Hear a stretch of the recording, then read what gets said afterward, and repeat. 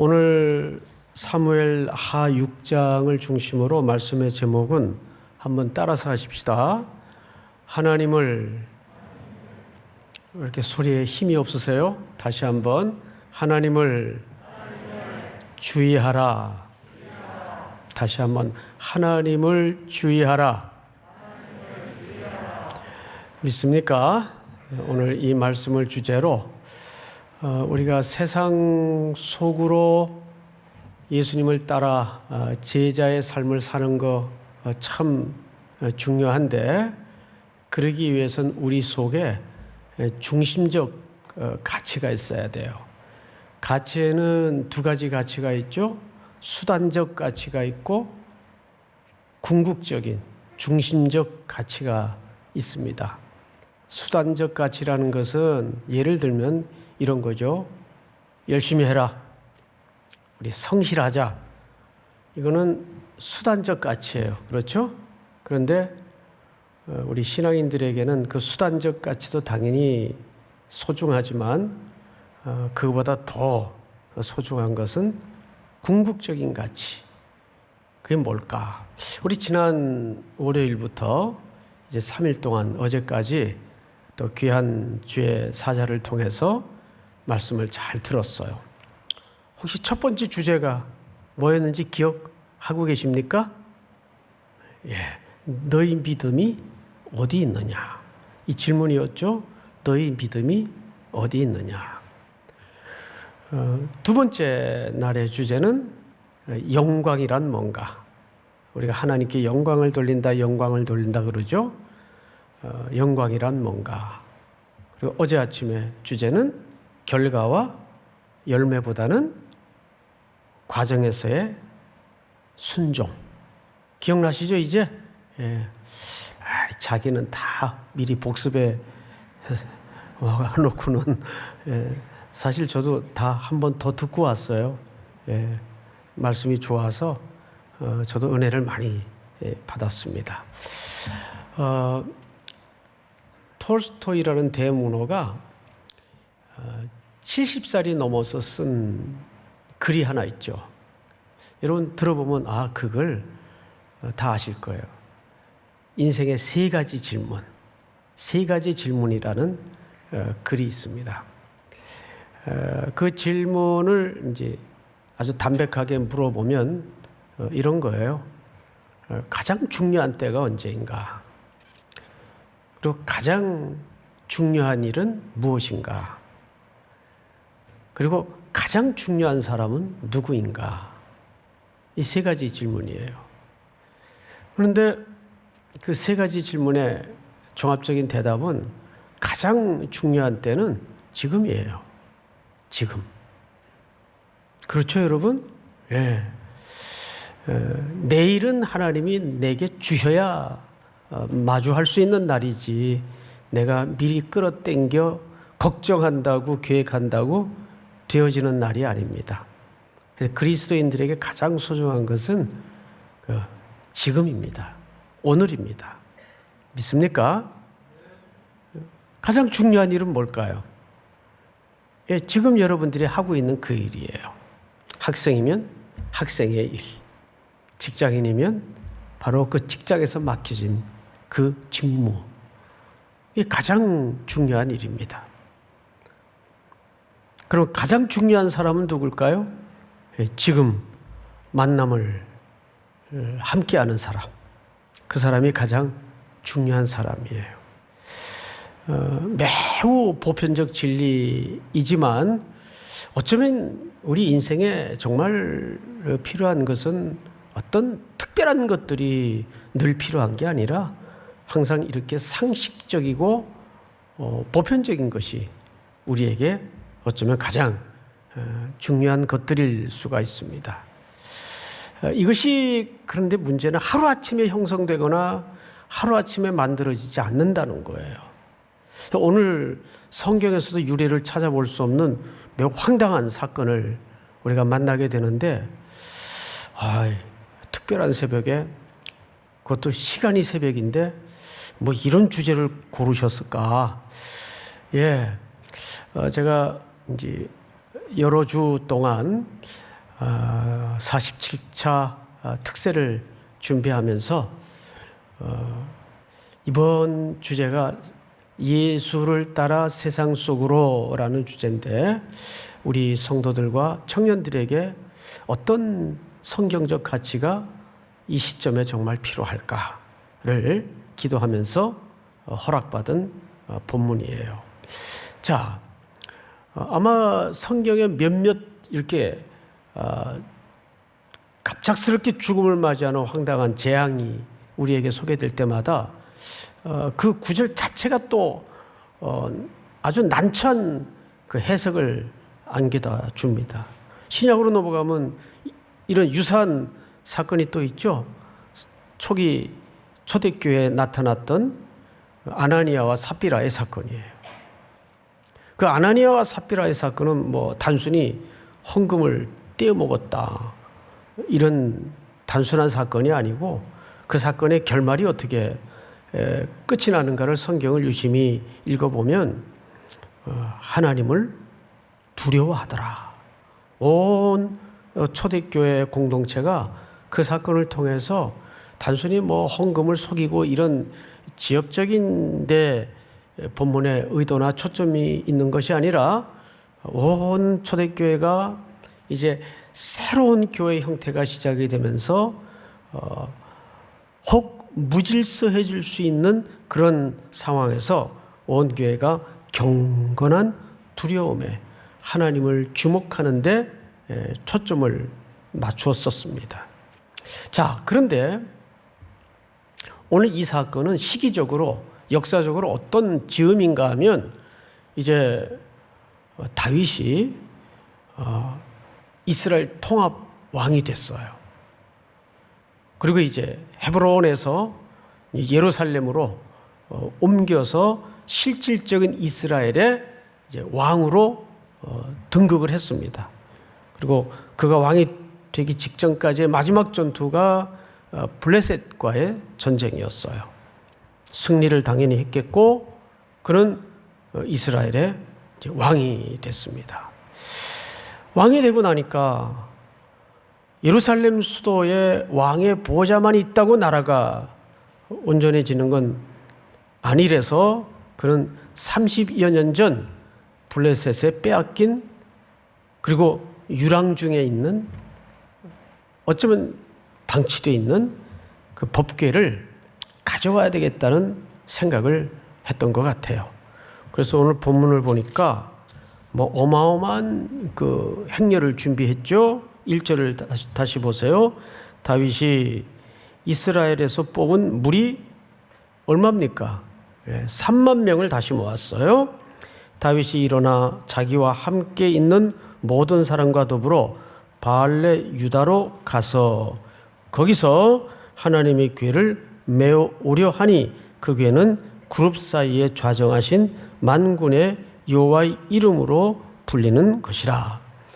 이 법궤가 왜 지금 이 지경에까지 넘어가 있는가를 여러분 잠깐 좀 이해를 가질 필요가 있는데, 사울 왕 때, 그러니까 다윗이 왕이 되기 전 상황이죠. 사울 왕 때 전쟁이 일어났는데 점점 참패를 하니까 사울과 이스라엘의 장로들이 아이디어 하나를 떠올렸어요. 아, 그렇다. 실로에 있는 하나님의 법궤를 전장터에 옮겨오자 해서 실로에 있는 법궤를 메고 왔어요. 그러니까 그 법궤가 들어오니까 이스라엘 군대가 사기충천해서 야, 이제 됐다, 이렇게 하고 전쟁을 벌였는데 앞서 패한 것보다 더 많이 죽었어요. 이스라엘 백성은 이미 이 하나님의 법궤에 임재하시는 그 법궤의 본질인 하나님께 관심이 있는 것이 아니라, 이미 그 법궤가 그냥 마술 상자 정도밖에는 아무 의미가 없었어요. 그들에게 그저 생사화복에 관한 복을 가져다주는 하나의 부적 정도 의미 외에는 아무 의미가 없었어요. 그리고 법궤는 블레셋의 지경인 아스돗으로까지 옮겨져 빼앗기게 됩니다. 근데 아스돗에 옮겨진 그 법궤로 인해서 블레셋의 신인 다곤 신상이 목이 부러져요.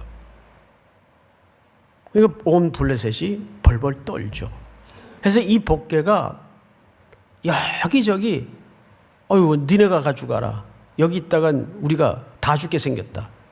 재앙이 임하고 하나님이 그 지역을 치시니까 그래서 흘러 지금 우여곡절 끝에 어느 지경까지 와 있는가 하면 블레셋 사람들이 기럇 여아림이라는 지역까지 옮겨다 놨어요. 여기에 나이 많은 제사장인 아비나답의 집이 있는데 그 집에 이제 보관이 오랜 세월 무려 20년 동안이나 방치가 된 겁니다.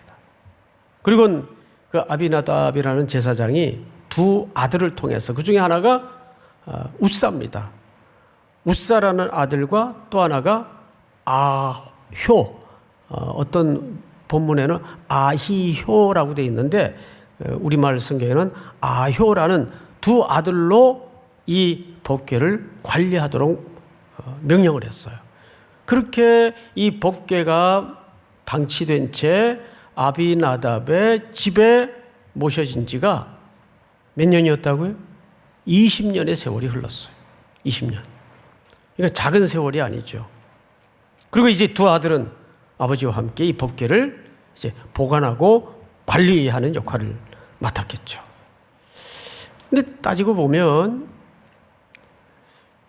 상식선에서도 이 가정의 또 이 역할은 굉장히 그 문맥과 흐름상 위험한 아주 중요한 일을 맡은 거예요. 다른 것도 아니고 이스라엘의 하나님이 임재의 상징과도 같은 그 법궤를 제사장의 집에 보관을 하는 일이니까 얼마나 위험하고 얼마나 중요하고 얼마나 대단한 일이었겠어요. 그렇게 20년의 시간이 흘러요. 이제 거기에 방치되어 있던 법궤를 다윗이 왕이 되자마자 수도 예루살렘으로 옮길 것을 생각해낸 거죠. 그렇게 해서 3만 명의 행렬을 준비해서 갑니다. 자, 그 모양을 조금 자세히 보도록 하십시다. 3절.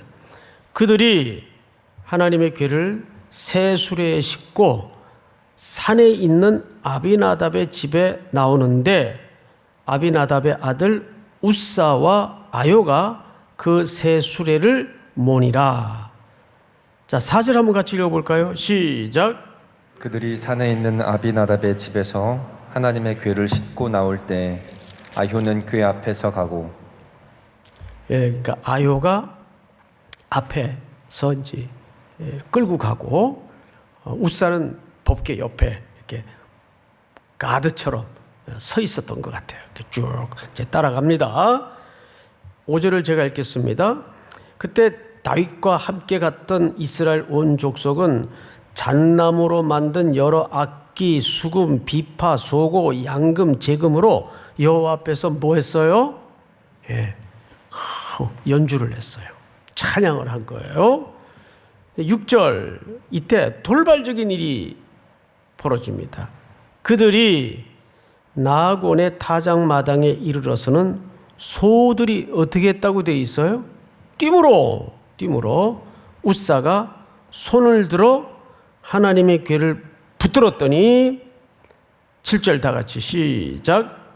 여호와 하나님이 우사가 잘못함으로 말미암아 진노하사 그를 그곳에서 치시니 그가 거기 하나님의 궤 곁에서 죽으니라. 네, 우리는 아무리 이 문장을 들여다봐도 우리 같아도 이르지 않았겠나. 여러분 같으면 어떠했겠습니까? 자, 수레에다가 지금 법궤를 싣고 가는데 소가 갑자기 뛴 거예요. 예? 소가. 그러면 그 수레에 실었던 법궤가 미끄러져서 땅에 떨어지거나 어찌 됐겠죠? 그래서 옆에 서 있던 우사가 자기도 모르게 즉각적인 반사작용으로 법궤에다가 손을 댔어요. 못 떨어지게. 근데 성경은 정확하게 뭐라고 기술하냐 하면 7절을 다시 보세요. 여호와 하나님이 웃사가 뭐함으로? 잘못함으로 웃사를 그 자리에서 죽게 만듭니다. 자, 여러분 이제 좀 앞을 보시기 바랍니다. 뭘 잘못한 거예요? 웃사가. 아무리 생각을 해도 뭘 잘못했는지 잘 모르겠어요. 자, 우리 민수기 4장을 좀 한번 띄워주실까요? 4장 15절 한 절만 우리 한번 같이 읽겠습니다. 시작. 진영을 떠날 때 아론과 그의 아들들이 성소와 성소의 모든 기구 덮는 일을 마치거든 고아 자손들이 와서 맬 것이니라. 그러나 성물은 만지지 말라. 그들이 죽으리라. 회막 물건 중에서 이것들은 고핫 자손이 맬 것이며. 네. 여러분 이 법궤가 유랑하는 중에 가는 곳마다 그곳을 하나님께서 치시니까 나중에는 벳세메스에 잠깐 머물렀던 적이 있어요. 근데 백성들이 어떻게 했죠? 그 법궤 안을 들여다봤어요. 성경에는 어떤 사본에는 7만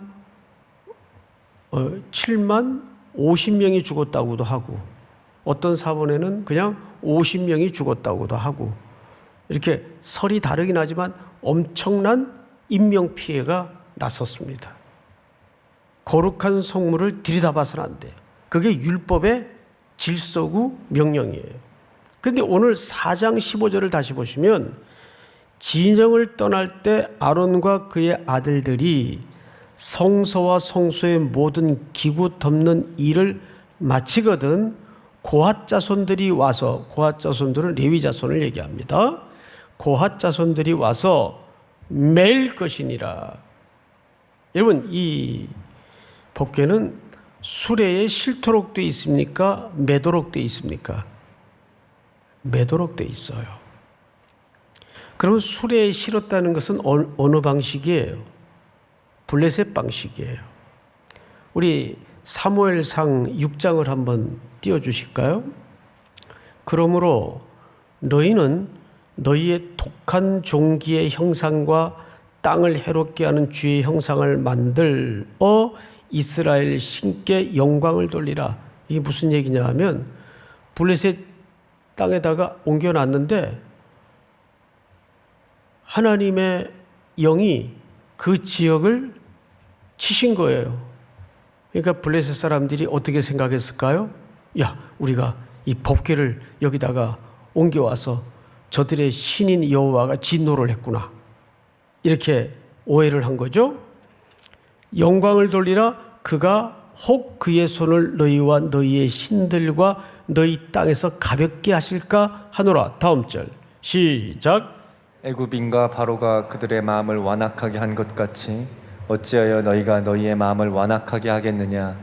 그가 그들 중에서 재앙을 내린 후에 그들이 백성을 가게 함으로 백성이 떠나지 아니하였느냐. 7절 그러므로 새 수레를 하나 만들고, 이게 블레셋의 방식이에요. 블레셋이 지금 이 법궤를 돌려보내야 되겠는데 어떻게 하면 좋겠냐. 새 수레를 하나 만들고 멍에를 메어 보지 아니한 젖나는 소 2마리를 끌어다가 소의 수레를 메우고 그 송아지들은 떼어 집으로 돌려보내고. 8절 다 같이 시작. 여호와의 궤를 가져다가 수레에 싣고 속건제로 드릴 금으로 만든 물건들은 상자에 담아 궤 곁에 두고 그것을 보내어 가게 하고. 네, 여기까지만 읽도록 하겠습니다. 하나님의 구별된 제사장 중에 레위 지파가 이 성물에 인위적인 손댐을 방지하기 위해서 고리를 4개 만들어서 긴 막대기로 꿰어 제사장들의 어깨에 메고, 이것은 광야 노정에도 이렇게 운반을 했었어요. 그런데 블레셋에 옮겨갔던 법궤가 블레셋의 효과적이고 효율적인 방식에 의해서 수레에 얹어져서 운반이 됩니다. 그것도 사람의 더딘 걸음이 아닌 신속하게 이동할 수 있는 힘센 소들의 힘에 의해서 이 법궤가 이동이 되는 거예요. 근데 지금 아비나답의 집에 있던 법궤를 운반하는데 무슨 방식을 사용합니까? 블레셋 방식을 사용하는 거예요. 그리고 우사가 자동 반사적으로 뛰는 소가 흔드는 수레에 법궤가 떨어지는 것을 막기 위해 손을 댄 것은 어느 날 갑자기 이루어진 행동 양식이 아니에요. 이것은 이미 20년 동안 이런 중요한 일을 맡고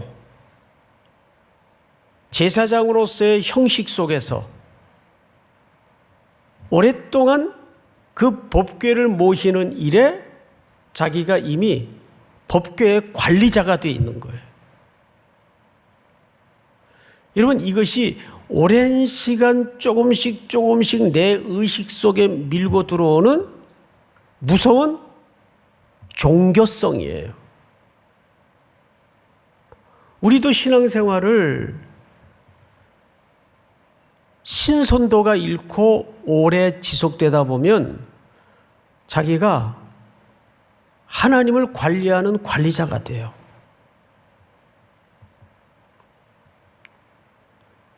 이것이 신앙인의 모습에서 점점점 자기도 모르는 사이에 종교성이 안에서 생성이 되고 만들어져서 고착된 나타나는 증상들이에요. 그러니까 이 방식부터 세속적인 방식에 의해서 법궤는 지금 이동 중에 있었습니다. 게다가 우사가 갑자기 손을 댄 것은 갑자기 손을 댄 게 아니에요. 그런 행동 양식이 20년이라는 짧지 않은 시간 동안 조금씩 그의 의식 밑바닥에 천착되어 있었던 겁니다. 그리고 하나님의 율법을 망각한 채 거기에다가 손을 댑니다. 예를 들어서 혹 땅바닥에 그래서 떨어지진 않았지만 떨어지는 한이 있더라도 그것은 사람이 인위적으로 손댈 문제가 아니에요. 하나님이 그 부분을 지금 우리로 하여금 주의케 만드는 거예요. 이것은 막 들어온 새가족에게 일어나는 일이 아닙니다. 오랫동안 교회 리더들에게, 종교 지도자들에게, 이거 어떤 신앙의 형태를 보면 하나님을 따로 만들어요. 하나님이 이렇게 해서는 안 된다는 거예요. 이게 얼마나 무서운 의식입니까? 근데 우리가 또 한켠의 사람을 만나게 되는데 다윗입니다. 오늘 얘기가 이렇게 살벌하게 끝나면 새벽답지 않겠죠? 그런데 오늘 이야기가 이렇게 살벌하게 끝날 뻔했지만 그 다음 성경을 한번 보십시다.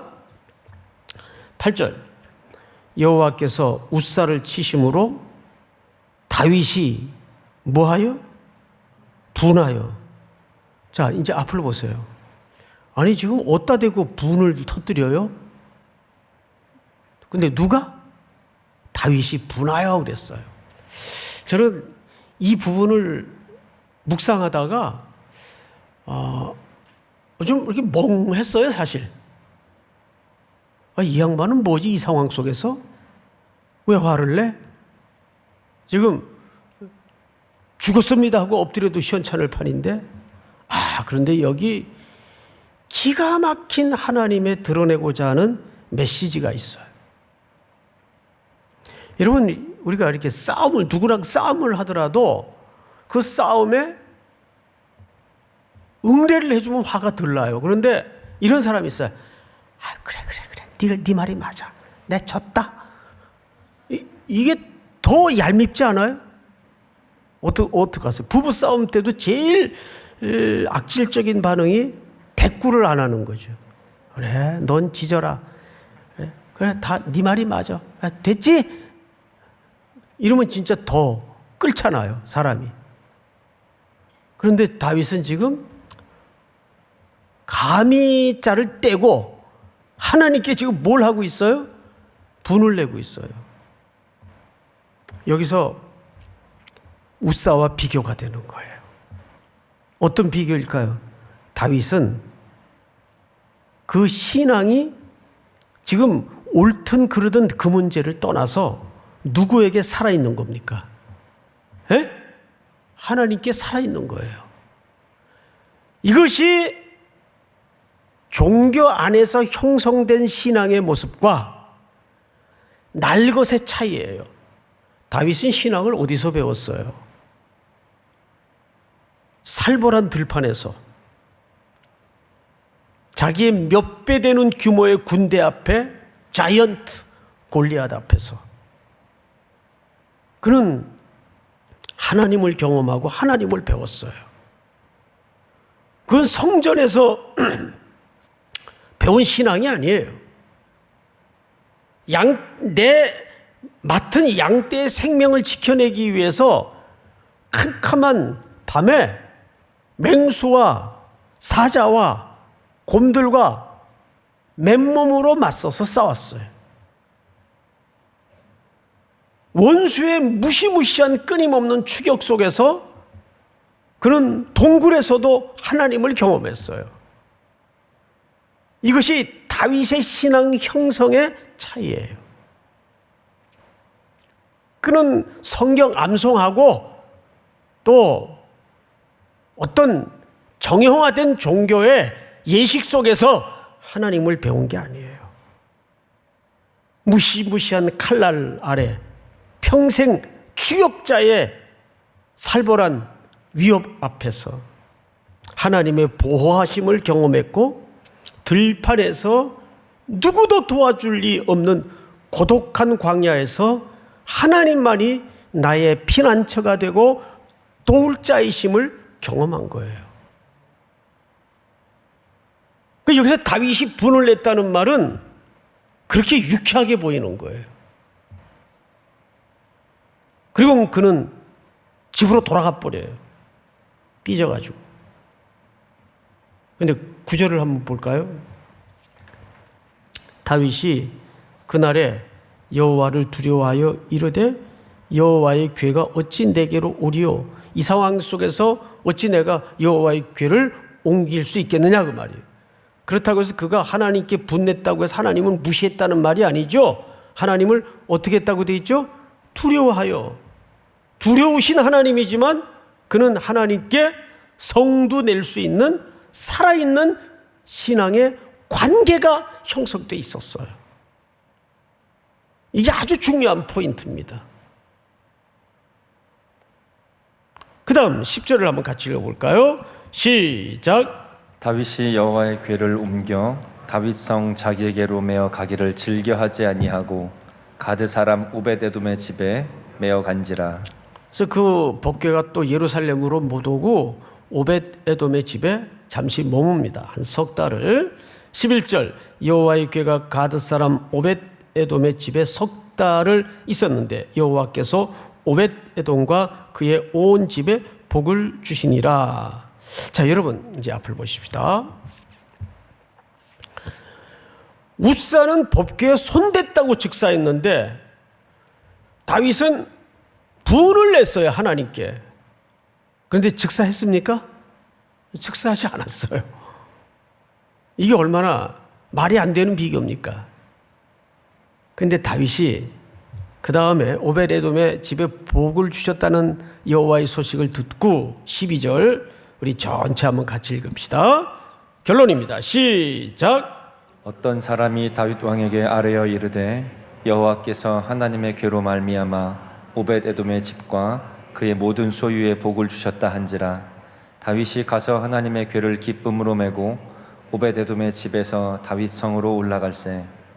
여호와의 궤를 맨 사람들이 6걸음을 가매 다윗이 소와 살진 송아지로 제사를 드리고 다윗이 여호와 앞에서 힘을 다하여 뭐 하는데?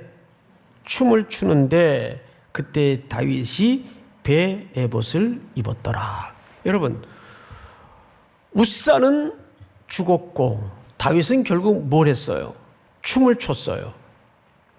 이 날것나는 춤의 의미를 여러분 이해하시겠습니까? 여기에는 종교적 형식, 종교적 관습 이런 게 일절 없는 순전하게 하나님의 임재와 함께 하심을 체면불구하고 진정 기뻐서 공충 어떤 형식도 원칙도 없는 온 몸으로서의 찬양을 하나님께 드렸어요.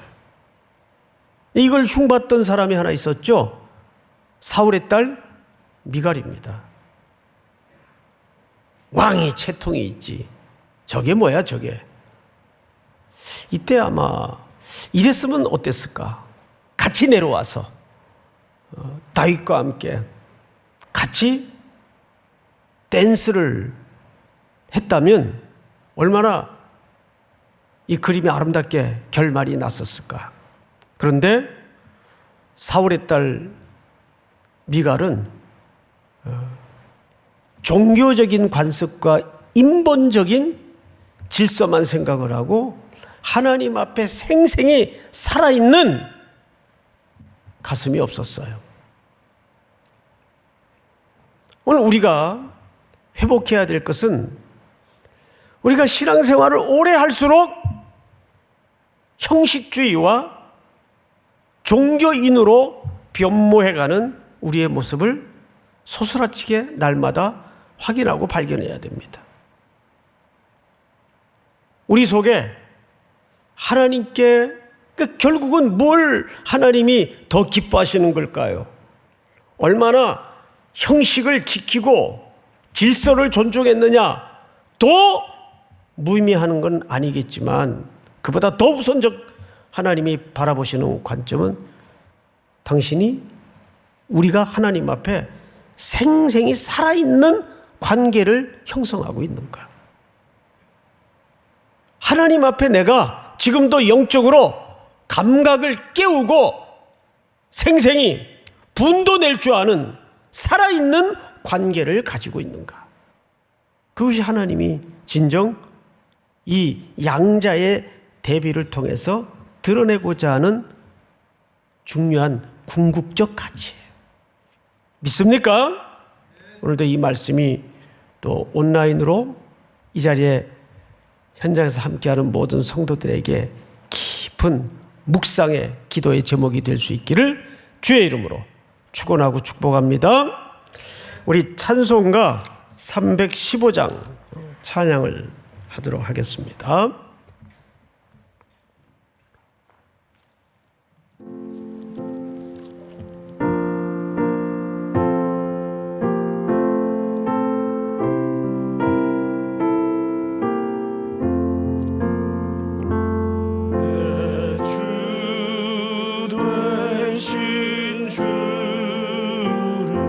참 사랑하고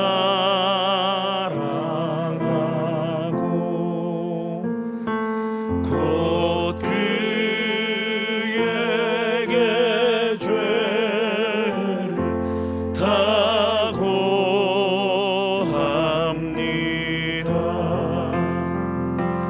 그는 은혜를 주신 내 예수시니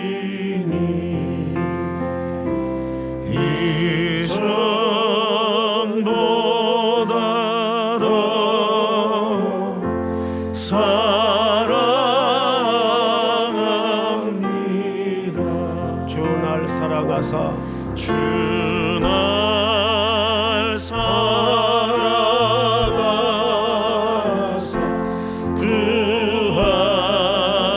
구하시려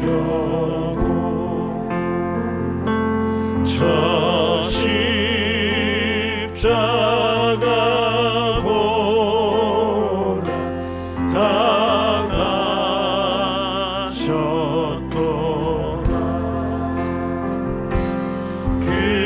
그가 시간 쓰신 내 주 배우니 이전보다도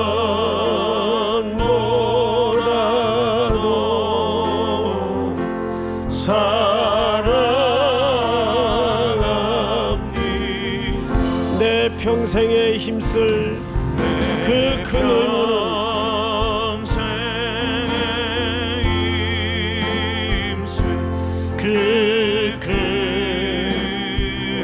의무는 주 예수의 덕을 늘 기림이라. 숨질 때까지 내 할 말씀을 이전보다 더 사랑합니다. 그 영광의 나라 나 들어가서 그 영광의 나라 나 들어가서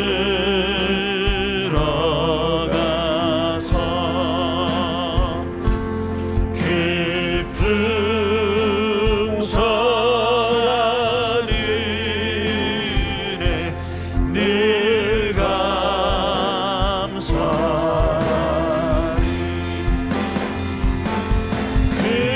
금별 유관 쓰고 내 할 삶아 이전보다 더 사랑합니다. 이전보다 더욱 사랑합니다. 이전보다 더 사랑합니다. 다시 한번 이전보다 더욱 이전보다 더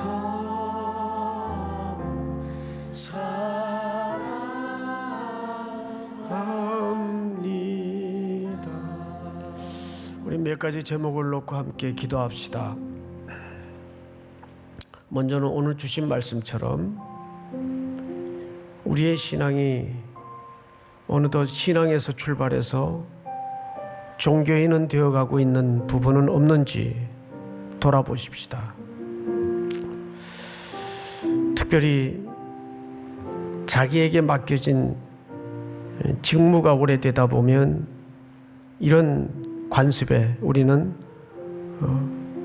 그냥 일을 하고 있는 자신을 발견합니다. 하나님이 우리에게 사명을 맡기고 일을 맡긴 것은 그 일을 통해서, 그 사명을 통해서 우리를 키워내시는 데 목적이 있습니다. 우리의 성장과 성숙의 목적이 있습니다. 일 자체에 본질적 목적을 두지 않습니다. 오늘 웃사의 죽음이 어느 날 갑자기 되어진 죽음은 아닙니다. 특별히 오늘 주신 말씀 붙들고 다윗처럼 하나님 앞에 생생히 살아있는 신앙의 회복이 우리 속에 이번 47차 특세를 통해서 회복되게 하여 주시옵소서. 두 번째는 여러분들이 하나님 앞에 이번 기간 동안 놓고 기도하는 제목들을 위해서 기도하십시오. 그리고 마지막으로 우리는 팬데믹이 있든 없든 상황과 상관없이 선교를 해야 합니다. 이제 온라인으로 또 비대면으로 진행될 겨울 선교를 위해서 기도하십시다. 이 모든 일정을 놓고 세 가지 제목을 놓고 우리 한번 주여 부른 다음에 소리내어 통성으로 기도합니다. 주여, 사랑하시는 하나님 아버지 감사합니다. 오늘도 우리에게 귀한 시간을 주셔서 하나님 앞에 불러 세워주시고